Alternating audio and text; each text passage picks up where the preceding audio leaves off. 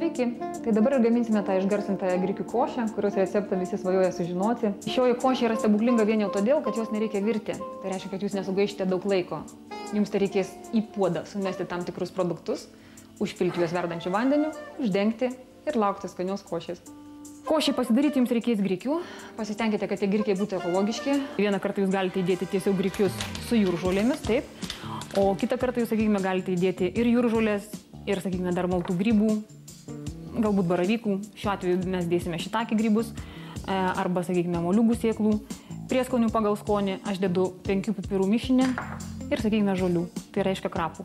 Kai jau košė bus padaryta, tiesiog į indelį, iš kurio valgysite, galima užsipilti sojų padažu. Mes, kadangi dažnai darome tokią košę, tai mes turime tokį puodą, kuris yra termosas tipo ir jisai tiesiog laiko karštį kažkurį laiką. Po teisybėje užtenka maždaug 40 minučių, 45 minutės. Tai štai, aš imu grikius, daviu juos tiesiog į tą puodą ir užkaičiu vandenį. Užkaičiu vandenį, todėl kad reikės visą šitą užpilti su verdančiu vandeniu.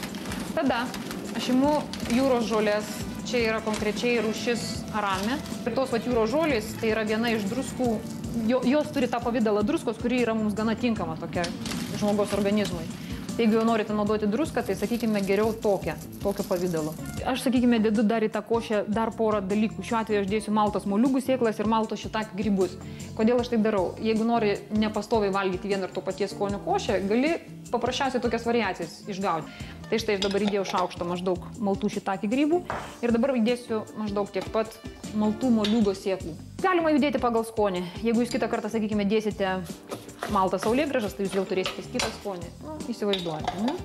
Prie viso šito dar dedu, sakykime, pipirų. Čia yra šiuo atveju 5 pipirų beros mišinys. Tada įpjaustysime dar truputėlį krapų. Ir visą tai sumaišysime ir užpilsime verdančią vandenį. Vandens pilti nereikia labai daug ir nereikia labai mažai. Pasistengkite, kad grikius apsemtų maždaug centimetras, kad vandens būtų maždaug centimetrą daugiau negu kad yra grikių.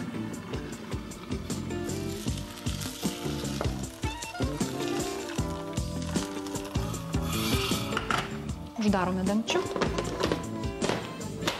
ir paliekame maždaug valandai.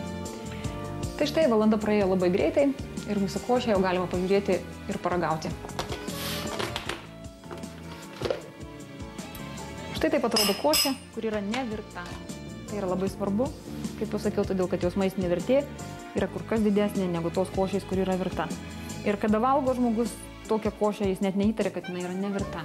Galima dar truputėlį užsibarstyti pipirinių. Užpilti aliejaus.